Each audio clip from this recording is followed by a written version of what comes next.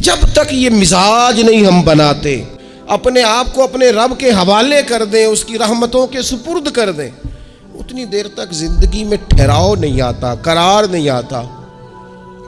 مشکات میں موجود ہے، اللہ کے پیارے رسول صلی اللہ تعالیٰ علیہ وسلم تیمارداری کے لیے گئے تو صحابہ کرام فرماتے ہیں وہ بندہ نا اتنا پتلا نحیف اور لاغر ہو گیا تھا جس طرح چڑیا کا بچہ ہوتا ہے، کمزوری ضعف طاری تھا۔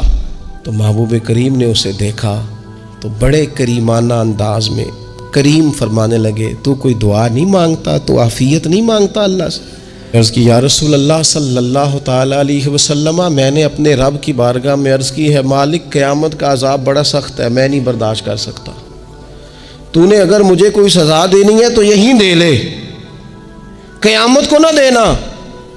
تو کہتے ہیں محبوب فرمانے لگے سبحان اللہ، او خدا کے بندے تو رب کی سزا دنیا میں بھی نہیں سہ سکتا، اللہ سے یہ بھی سوال نہ کر، تو رب سے کہہ ربنا آتنا فی الدنیا حسنۃ وفی الآخرۃ حسنۃ وقنا عذاب النار۔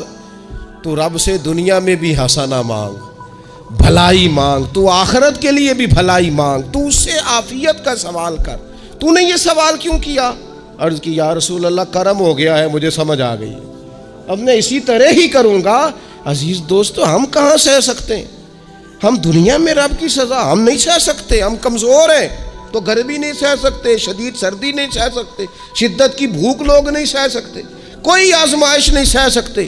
وہ جو لوگ بعض اوقات کہہ دیتے ہیں نا جی فلاں چیز ہمارے اعمال کا نتیجہ ہے، تو میں کیا کرتا ہوں نہ کو یار، ہم تو یہ بھی نہیں سہ سکتے، ہم کہاں برداشت کر سکتے ہیں، ہمیں تو وہ معاف ہی فرمائے، ہم حساب والے ہیں ہی نہیں، ہم تو صرف معافی والے ہیں۔ ہم سے نہ حساب پوچھے، اس نے حساب پوچھا تو پھر تو بڑی مشکل ہو جائے گی، اگر اس نے حساب پوچھا تو بڑی رسوائی ہو جائے گی، اگر حساب پوچھا تو مشکلات سامنے دکھائی دینے لگ جائیں گی۔ ہم سے تو وہ درگزر والا معاملہ کرے، ہم سے تو وہ کہے جا میں نے محبوب کے صدقے تجھے معاف کیا، جا تیرے لیے رحمت اور بخشش والا فیصلہ کیا۔ وہ کوئی سبب اس کی رحمت کسی سبب کو دیکھ لے اور درگزر کر لے۔ ہارون رشید نا اپنے محل کی چھت پہ ٹہل رہا تھا، سب سے اوپر والے چوارے پر، نیچے سے حضرت بہلول دانا گزر رہے تھے، اوپر اس کے ساتھ سپاہی بھی تھے، گن مین بھی تھے۔ اس نے کہا یہ بابا تو ذرا اوپر اٹھاؤ۔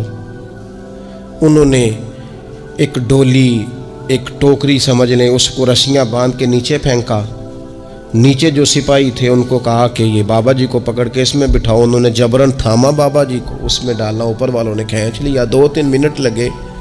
ہارون رشید کے سامنے حضرت بہلول دانا پہنچ گئے تو تھوڑے ناراض بھی ہوئے کہ یہ کوئی طریقہ تو نہیں نا بلانے کا۔ ملاقات ہوئی تو کہا کیوں بلایا؟ کہنے لگا ایک مسئلہ پوچھنا تھا۔ فرمانے لگے بادشاہ ہے نا، تیرے مسئلے پوچھنے کا بھی اپنا ہی انداز ہے، پوچھ مسئلہ۔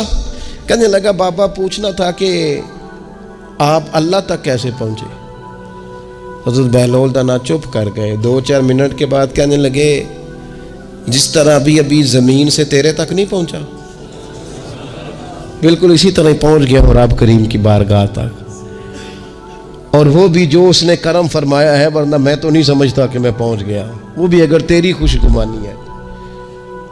ہارون رشید کہنے لگا مجھے سمجھ نہیں آئی۔ فرمانے لگے تو بادشاہ جو ہے اتنی جلدی کیسے سمجھ میں آئے گی تجھے بات؟ فرمانے لگے اگر میں تجھ سے ملنا چاہتا نا تو میں ایک درخواست لکھتا، پھر کسی وزیر سے سفارشی سائن کراتا، پھر وہ جمع کراتا، پھر مجھے ٹائم ملتا کہ فلاں دن فلاں تاریخ فلاں ٹائم آ جانا، پھر آ کے میں لائن میں لگتا۔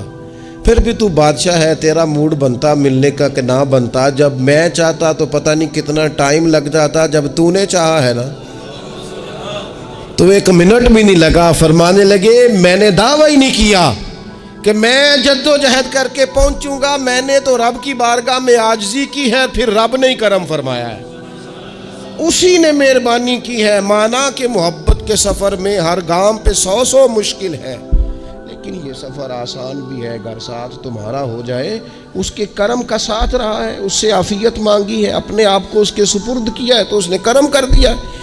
ہم اگر اپنے مالک کی طرف رجحان کریں اور اللہ نے جو ہمیں شعور دیا ہے اس شعور کو لے کر اللہ کی بارگاہ کی طرف بڑھیں، آپ یقین کریں کعبۃ اللہ میں جا کر بھی بیت اللہ شریف کا طواف کر کے بھی، حجر اسود کے بوسے کے بعد بھی، مقام ابراہیم پر نفل پڑھنے کے بعد بھی، حتیٰ کہ نبی اکرم صلی اللہ علیہ وسلم کی بارگاہ عالی مرتبت کی حاضری کے دوران بھی الا ماشاء اللہ لوگ دنیا ہی مانگتے رہتے ہیں۔ میرا فلانا کام ہو جائے، میرے بچوں کے معاملہ سنور جائیں، فلاں کا مستقبل بہتر ہو جائے۔ دنیا کی خیر اللہ سے مانگنا برا نہیں، لیکن صرف دنیا ہی مانگنا اور اپنی آخرت کو فراموش کر دینا۔ اللہ فرماتے ہیں وَالْآخِرَةُ خَيْرٌ وَأَبْقَىٰ، آخرت تمہارے لیے بہتر بھی ہے اور ہمیشہ باقی رہنے والی بھی۔ قرآن مجید نے سورہ بقرہ کے اندر قریش مکہ کی اس عادت کا ذکر کیا ہے۔ فرمایا جب وہ حج کرتے تو ان کا طریقہ یہ تھا کہ وَمِنَ النَّاسِ مَن يَقُولُ رَبَّنَا آتِنَا فِي الدُّنْيَا، ان میں سے کچھ لوگ یہ کہا کرتے تھے کہ یا اللہ ہمیں دنیا عطا کر دے، ہمیں دنیا دے دے۔ رب فرماتا ہے وَمَا لَهُ فِي الْآخِرَةِ مِنْ خَلَاقٍ، ان لوگوں کا آخرت میں کوئی حصہ نہیں۔ مانگی بھی ہے تو صرف دنیا، حج کر کے بھی دنیا، اللہ کے گھر جا کے بھی دنیا، شیخ کا بیعت ہو کے بھی دنیا، دینی محفل سے مراد بھی یہ، دینی اجتماعات کر کے بھی، دینی مدارس قائم کر کے بھی، خانقاہ کا مسجد کا ماحول بنا کے بھی، اس سے بھی مطالبہ فقط دنیا کا۔ ان کفار کی اس عادت کو ذکر کر کے ہمیں سمجھایا گیا کہ جو فقط دنیا مانگتا ہے اس کا آخرت میں کوئی حصہ، اور فرمایا کچھ لوگ ایسے ہیں وَمِنْهُمْ مَنْ يَقُولُ رَبَّنَا آتِنَا فِي الدُّنْيَا حَسَنَةً، اچھا انہوں نے دنیا بھی مانگی تو صرف دنیا مانگی، حسنہ نہیں مانگی۔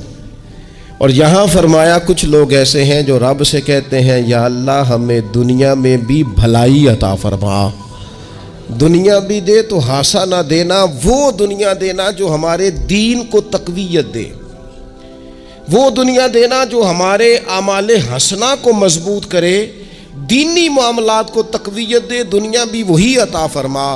اور ساتھ کہتے ہیں وَفِي الْآخِرَةِ حَسَنَةً، یا اللہ ہمیں آخرت میں بھی بھلائی ہی عطا فرما، وَقِنَا عَذَابَ النَّارِ، اور ہمیں دوزخ کے عذاب سے بچا، اولئک لہم نصیب مما کسبوا، فرمایا ایسوں کو ان کی کمائی ہی ملے گی، جو انہوں نے کیا ہے وہ خوش نصیبی انہیں ضرور میسر آئے گی، چونکہ دنیا بھی مانگ رہے ہیں، آخرت بھی مانگ رہے ہیں۔ ہمیشہ کوئی بھی کام کریں کسی قسم کا بھی، اس میں یہ دیکھیں کہ کیا اس میں میرے لیے کوئی ذخیرہ آخرت بنے گا، کیا یہ کام میری قبر میں، حشر میں، قیامت میں میرے لیے کوئی فائدہ مند ہوگا۔ میں بڑے درد سے عرض کرتا ہوں بعض لوگ دینی کام کرتے ہیں اور ان سے جب سوالات کیے جاتے ہیں تو وہ بعض اوقات تکلیف دہ معاملہ ہو جاتا ہے کہ اس دینی کام کے پیچھے بھی وہ والا خلوص نہیں جو ایک مسلمان کا رب اور رسول کے ساتھ ہونا چاہیے، اس دینی کام کے پیچھے بھی کچھ دنیاوی مقاصد موجود ہیں۔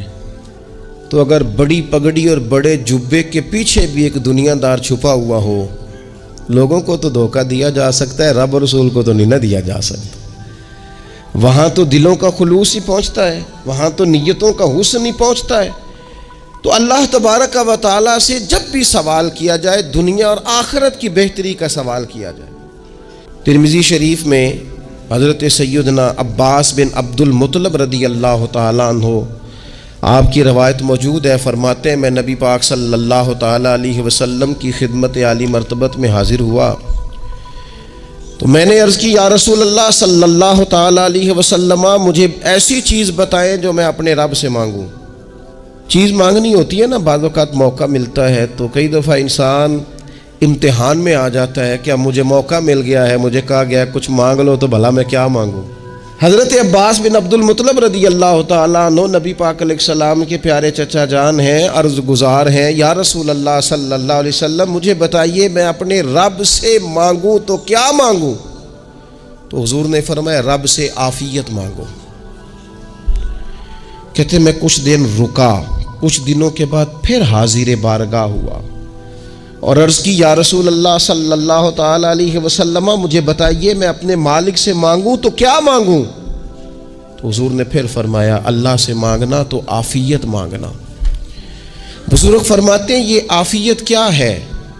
عافیت یہ ہے کہ یا اللہ ظاہری پریشانیاں باطنی پریشانیاں، اے اللہ ظاہر کے میل کچیل بھی دور ہو جائیں، باطن کے بھی دور ہو جائیں، اے اللہ ہر معاملے میں، ہر آزمائش میں، ہر دکھ میں ہمیں تیری پناہ نصیب ہو جائے، یہ عافیت ہے۔ اور صوفیہ کرام فرماتے ہیں عافیت سے بڑی نعمت کوئی نہیں اگر کسی کو میسر آئے تو، عافیت سے بڑا حسن کوئی نہیں اگر کسی شخص کو یہ نصیب ہو جائے۔ اور ایک اللہ والے نے تو ایک اور بڑا خوبصورت ترجمہ یہاں کیا ہے، وہ کہتے ہیں عافیت کا مطلب ہے دل کا قرار، عافیت کا مطلب ہے باطن کا سکون، عافیت کا مطلب ہے انسان کے مزاج کا حوصلہ، ٹھنڈک، بردباری۔ جس بندے کو عافیت نصیب ہو جاتی ہے گویا اللہ اسے سکون کی دولت عطا فرما دیتا ہے، تھوڑے پیسوں میں بھی سکون، بغیر شہرت کے بھی سکون، کوئی بات مان لے تب بھی سکون، کوئی دھتکار دے پھر بھی سکون، لوگوں کی گڈ بک میں ہو پھر بھی سکون، اور اگر لوگ سارے مخالفت میں آ جائیں تو چونکہ اللہ نے عافیت دی ہے پھر بھی سکون۔ اللہ تعالیٰ نے ان لوگوں کو قرار کی دولت، اللہ سے عافیت مانگی جائے، اس میں دنیا کی بھی بھلائی شامل ہے، آخرت کی بھی بھلائی شامل۔ نبی اکرم صلی اللہ تعالیٰ علیہ وسلم توجہ دلاتے کہ اللہ سے تم عافیت مانگو۔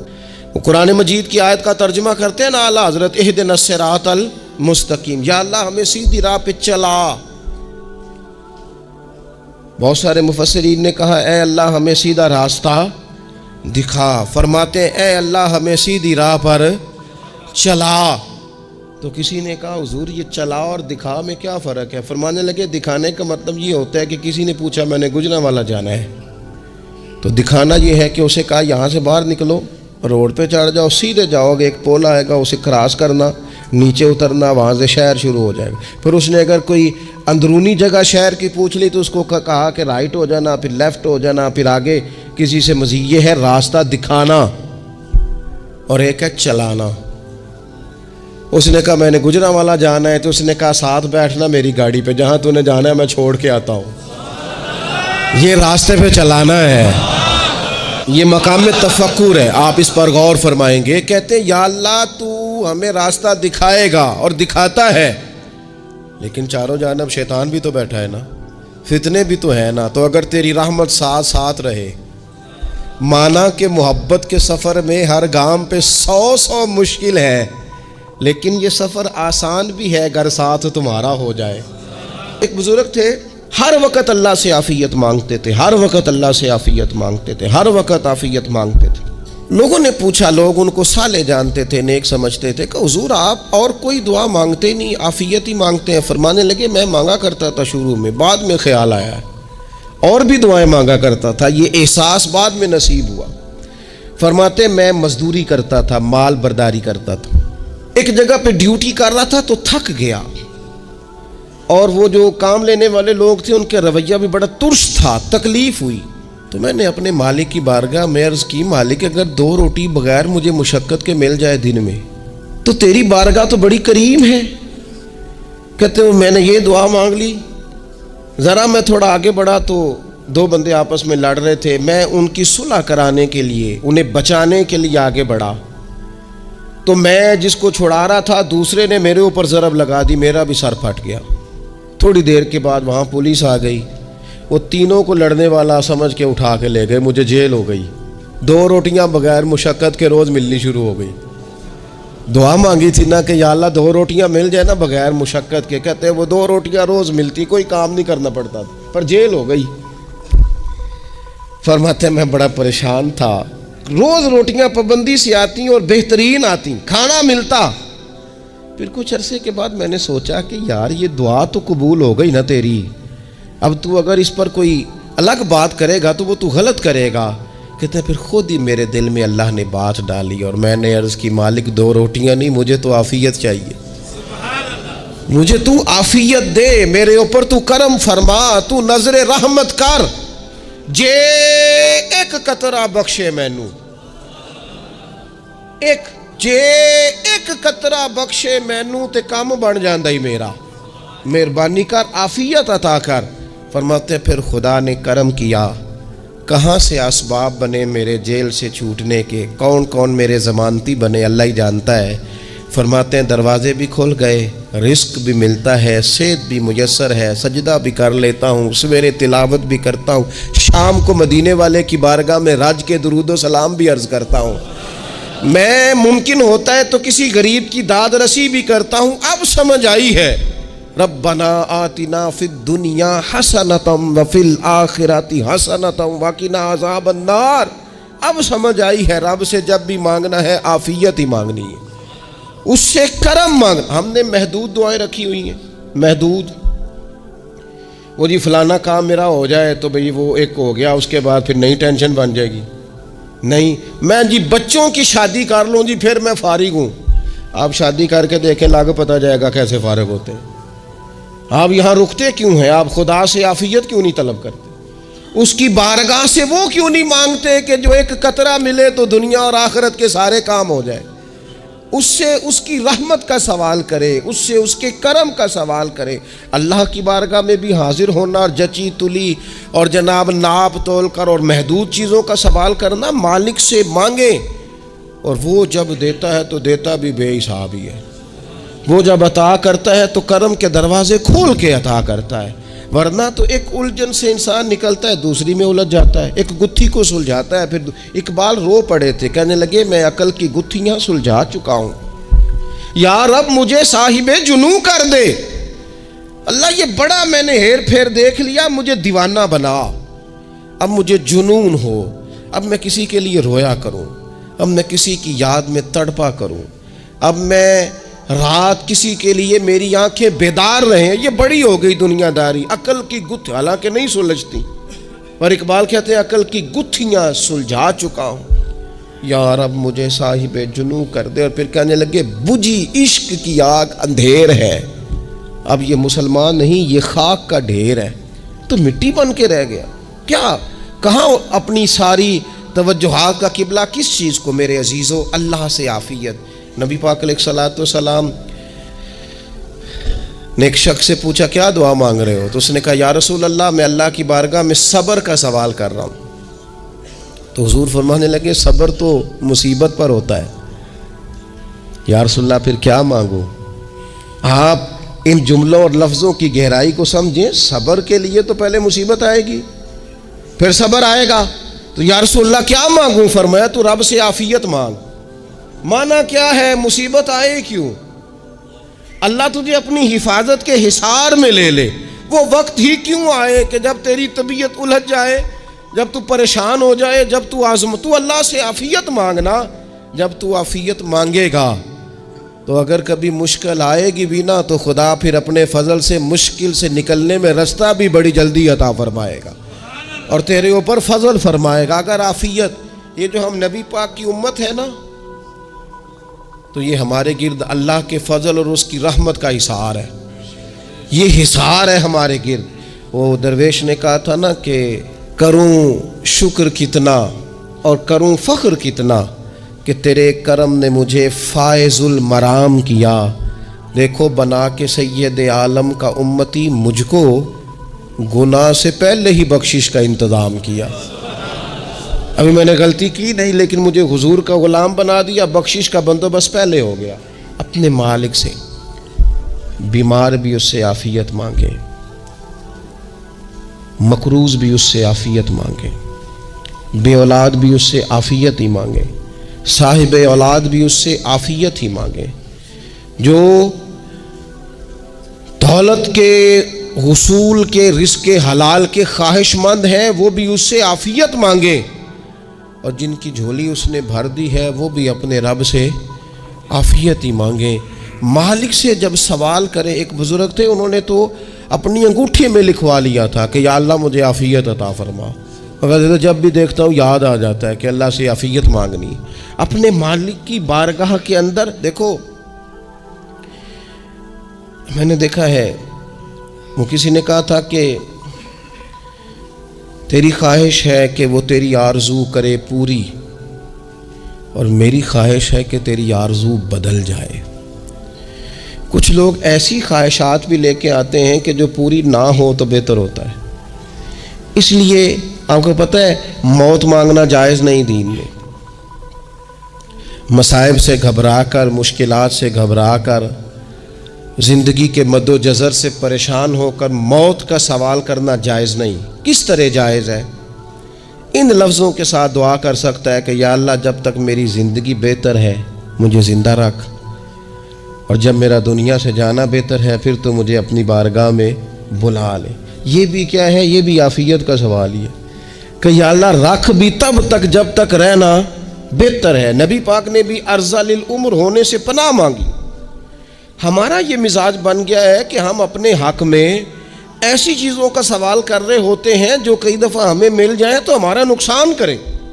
قرآن حکیم ایک جگہ پہ اللہ کریم نے فرمایا ہے کہ اگر سب لوگوں کو مال دے دوں تو بغاوت کریں، فساد ہو جائے۔ کیا مانا کہ اپنا نقصان کر بیٹھے لوگ۔ ہم اپنے مالک کی بارگاہ میں بعض ایسی چیزوں کے سوالی ہیں کہ جو ہمارے لیے ٹھیک نہیں ہے، ہمیں اس کے کرم پر چھوڑنا ہے، اس سے عافیت مانگنی۔ اور بعض لوگ، کیونکہ میں کہہ چکا ہوں شروع میں کہ ہماری دینی روحانی تربیت نہیں ہوتی اور ہم کہیں سے باقاعدہ اسباق لینے کے قائل ہی نہیں ہوتے، پوری تربیت کا ہمارا مزاج ہی نہیں ہوتا، اپنی عقل اور اپنا شعور اور اپنے حساب سے ہم زندگی کو بتانا چاہتے ہیں۔ اور یہ جو میرا دور ہے یہ ویسے ہی الجھا ہوا زمانہ ہے، اللہ ماشاء اللہ، پتہ نہیں کوئی کیا بول رہا ہے، کوئی کیا کہہ رہا ہے، ایسے ہے جیسے کوئی میلہ لگا ہوا ہے اور کان پڑی آواز سنائی نہیں دے رہی۔ جس کی دکان پر کوئی گاہک نہیں وہ بھی کہہ رہا ہے لائنیں بنا لو۔ ایسا الجھا ماحول ہے اور ایسی آزمائش ہے کہ لوگ بیچارے پریشان ہیں۔ دیکھیں جب تربیت کے ساتھ انسان آگے بڑھتا ہے نا، ہمارے پاس مقتدا ہے اللہ رسول کا کلام، ہمارا پیشوا ہے رب رسول کا فرمان۔ جب ہم کتاب و سنت کی روشنی میں آگے بڑھتے ہیں تو پھر ہمارے لیے منزل آسان بھی ہوتی ہے اور قریب بھی ہوتی، پھر ہمارے لیے آگے کی طرف سفر کرنا، آگے بڑھ جانا یہ آسان ہوتا ہے۔ آپ غور کریں جو لوگ دنیا میں کامیاب رہے، بھلا کس طرح کامیاب رہے؟ وہ اس طرح کامیاب رہے کہ انہوں نے نا اپنے رب سے عافیت مانگی، اللہ تعالیٰ نے خود بخود ان کے لیے رستے بنائے۔ آپ تاریخ پڑھیں گے بعض لوگوں کی تو لگ نہیں رہا تھا کہ وہ اتنی کامیابی حاصل کریں گے۔ دیکھ لیں آپ، حضرت غوث اعظم جیلانی رضی اللہ تعالیٰ عنہ بغداد شریف تشریف لاتے ہیں تو ان کی کیفیت یہ ہے کہ پتے کھا کے گزارا کرنا پڑتا ہے، یعنی پیچھے کوئی ایسا بیک گراؤنڈ کسی کا بنایا ہوا ادارہ، کوئی بڑی خانقاہ، کوئی بڑے لمبے چوڑے والد صاحب کے مریدین، کوئی بڑا لمبا سلسلہ نہیں مل رہا۔ ان کو بظاہر پتے کھا کے گزارا کرنا پڑتا ہے، لیکن چونکہ وہ نکلے ہیں اللہ کی مدد کے ساتھ، انہیں اللہ نے تائید دی ہے، فضل فرمایا ہے، تو نتیجہ یہ نکلا ہے کہ 70 ہزار بندہ ایک ایک وقت میں تربیت لینے کے لیے ان کے سامنے موجود ہے۔ یہ اللہ نے اسباب بنائے ہیں، کیونکہ جب رب عافیت عطا کرتا ہے تو پھر اللہ اسباب بھی پیدا فرماتا ہے۔ ہمارا ذہن تو تھک جاتا ہے سیاست کرتے کرتے، ہم تو جناب پوری ترتیب سے ہمیں سلیقہ آتا ہے کس طرح کر کے کس بندے کو کیسے قائل کرنا، پورے طور پر ہم وہ ساری زندگی سیاست کرتے رہتے ہیں۔ وہ خاندانوں میں بھی چلتی ہے، گلی محلے میں بھی چلتی ہے، دوستوں میں بھی چلتی ہے، اور بعد میں پتہ چلتا ہے کہ یہ پتے کھیل کون رہا تھا، اصل میں صلح کرانے والا تھا کہ لڑائی کرانے والا تھا، یہ سب کا خیر خواہ تھا، یہ سب کی ذہن کے اندر فطور کی آمیزش ہی اس شخص کی وجہ سے تھی۔ ہم چونکہ وہ خاص عافیت اللہ سے نہیں مانگتے، ہماری مخصوص سیاست ہوتی ہے سبھی کو راضی رکھو، اس کا نتیجہ یہ نکلتا ہے کہ ایک ٹائم آتا ہے کوئی بھی راضی نہیں رہتا۔ ہمارا نا جی، کیونکہ سب سے بڑا مسئلہ روحانی تربیت کا ہے، ہمارے ہاں باتیں ڈھیر سارے لوگوں کو آتی ہیں اور بہت زیادہ آتی ہیں، منصوبہ بندی کرنا، پلاننگ کرنا، اپنے معاملات کو خود سے کیسے لے کے چلنا ہے، کیسے ٹھیک کرنا ہے، اپنے حق میں دنیا کو کس طرح قائل کرنا ہے، یہ ڈھیر سارے لوگوں کو آتا ہے، اور اپنے حق میں دلائل کس طرح قائم کرنے ہیں، اس میں بہت سارے لوگ خود کفیل ہوتے ہیں، انہیں کسی سے مشاورت کی بھی ضرورت نہیں ہوتی، لیکن اللہ کی بارگاہ سے اپنا رشتہ کیسے جوڑنا ہے، مالک سے کرم کا سوالی کس طرح کر کے ہونا ہے، اللہ سے عافیت کا سوال کیسے کرنا ہے، یہ چونکہ روحانی تربیت میں ہمارا مزاج نہیں ہوتا، لہذا ہم اس طرف جاتے نہیں. ہم وہ اپنی مرضی کی چیزیں، یعنی وظیفہ پوچھ کے گئے ہیں ایک صاحب، کچھ عرصے کے بعد آئے ہیں تو آ کے کہتے ہیں مولانا صاحب، پیر صاحب یا قاری صاحب یا فلاں صاحب، کسی سے بھی پوچھ کے گئے کس چیز کو نیک آدمی جانا، پھر لوٹ کر آ کے کہتے ہیں کہ آپ نے وظیفہ بتایا تھا پر کام کوئی نہیں ہوا. تو میں تو صاف کہتا ہوں اور کھلے دل سے کہتا ہوں کہ بھئی وظیفہ آپ کو بتایا تھا کہ اللہ کی رحمت متوجہ ہوگی، خدا کی رحمت کو آواز دینے کے لیے وظیفہ دیا تھا. کوئی بھی وظیفہ رب کو مجبور تو نہیں نہ کر سکتا معاذ اللہ. اور وظائف کس لیے پڑھے جاتے ہیں کہ جلدی سے معاملات ٹھیک ہو جائیں، میرے حق میں چیزیں بہتر ہو جائیں، تو اللہ کی رضا کے لیے پڑھے جاتے ہیں. تو وظائف کو، عبادات کو، نوافل کو، تلاوت کو، درود پاک کو تو رضا الہی کا ذریعہ بنانا چاہیے. لیکن ہم چونکہ ایک پورا الجھاؤ رکھتے ہیں اپنی دنیا داری کے معاملات سیدھے کرنے، ایک پورا خیر رکھتے ہیں. وہ لوگ ملتے رہتے ہیں مختلف بزرگوں کی نسبت کے تعلق سے، تو بعض جگہوں پہ بعض لوگ بڑے تیز ہوتے ہیں، یعنی ان سے آپ کی ملاقات ہوتی ہے تو بندے کو محسوس ہوتا ہے کہ یار اسے تو پہلے ہی ساری باتوں کا پتہ ہے، اور کئی دفعہ ان سے ملنے کے بعد احساس ہوتا ہے کہ یار اس سے تو تھوڑا سیکھ ہی لیتے تو بہتر تھا، یہ تو بات بڑی آگے نکل گئی. سارا پتہ ہوتا ہے، باشعور ہوتے ہیں، لیکن ڈر آتا ہے اللہ سے. اتنا باشعور آدمی، سمجھدار، پنچایت، پریا، لوگ، دین، دنیا سارا پتہ ہے، نماز کا ٹائم آ گیا تو وہ چھپتا پھرتا ہے. اس کی طبیعت پر بوجھ بن رہا ہے معاذ اللہ اللہ کے حضور حاضر ہونا. اسے خیر کا کام کرنا پڑ رہا ہے تو وہ ادھر ادھر نکلتا جا رہا ہے. تو سوال یہ ہے کہ پھر یہ شعور کا کیا مطلب رکھا ہوا ہے ہم نے؟ پھر اللہ سے دعا کرنے کی ضرورت نہیں. وہ حضرت عارف رومی رحمۃ اللہ تعالی علیہ فرمایا کرتے تھے بعض لوگوں کو رب سارا کچھ دیتا ہے، سجدے کی توفیق نہیں دیتا. اس کا مطلب یہ ہے کہ وہ کہتا ہے یہ سارا کچھ لے اور نکل جا، میرے گھر نہ آنا، رکھ سارا کچھ پاس. رب سے عافیت مانگی جائے، اس سے اس کا فضل مانگا جائے، اس سے اس کا کرم مانگا جائے. اللہ کے پیارے رسول صلی اللہ تعالی علیہ وآلہ وسلم اس عافیت مانگنے پر زور دیتے، توجہ دیتے. میں آپ کو صحیح بتاتا ہوں، رب نے اگر کسی بندے کو عافیت میں رکھا ہو نا تو حالات کیسے بھی برے چل رہے ہوں اس کا بگاڑ کچھ نہیں سکتے. اور اللہ تعالیٰ معاف کرے 100 دفعہ خاکم بدہن، اگر کسی وقت اس کے کرم کی نگاہ پھر جائے تو پھر سارے اسباب سمیت بھی انسان اپنے پیروں پہ کھڑا نہیں رہ سکتا. اس سے جب تک طلب کرم نہیں ہوتا، طلب عافیت نہیں ہوتی، اس کی بارگاہ سے جب تک بندہ مومن پورا رجوع نہیں کرتا. یہ عافیت اتنی اعلیٰ چیز ہے کہ نبی پاک علیہ السلام نے فرمایا اذان اور اقامت کے درمیان جو وقت ہوتا ہے اس میں دعائیں رد نہیں ہوتی. دعا مانگا کرو گے تمہاری اللہ اپنے فضل سے قبول کر لے گا. عرض کی یا رسول اللہ کیا مانگے؟ تو فرمایا عافیت مانگو رب سے. حضرت انس بن مالک حدیث کے راوی ہیں رضی اللہ تعالیٰ عنہ، یہاں بھی فرمایا یہ عین قبولیت کا ٹائم ہے، اب اللہ سے عافیت مانگ لو، اس کی پناہ. ہم دعاؤں میں بھی محدود ہو جاتے ہیں. رب دا طالب کوئی نہ ملیا، جو ملیا طالب زاردہ ہو. دعاؤں میں بھی حد بندی. بعض اوقات بچے بھی تربیت کرتے ہیں نا، ایک مولانا ہے ان کا خیال ہے کہ انہوں نے مجھ سے کچھ پڑھا ہے تو کبھی کبھی استاد جی کہہ دیتے ہیں، بہت پرانی بات ہے، انہوں نے مجھے فون کیا کہ اگر آپ کبھی تشریف لائیں، تو میں نے کہا پتر دعا مانگ اللہ کو چھوٹی جی گڈی دے وے. تو اس بچے نے میری بڑی تربیت کی، کہنے لگا استاد جی اللہ کو لو منگنی یہ تو وڈی ساری منگو، آپ نے محدود کیوں کیا کہ بھئی یہ چھوٹی سی اللہ گاڑی کیوں اللہ چھوٹی دے، رب دے تو بڑی دے. اور رحمت سے دے اللہ سے مانگنی ہے نا جی.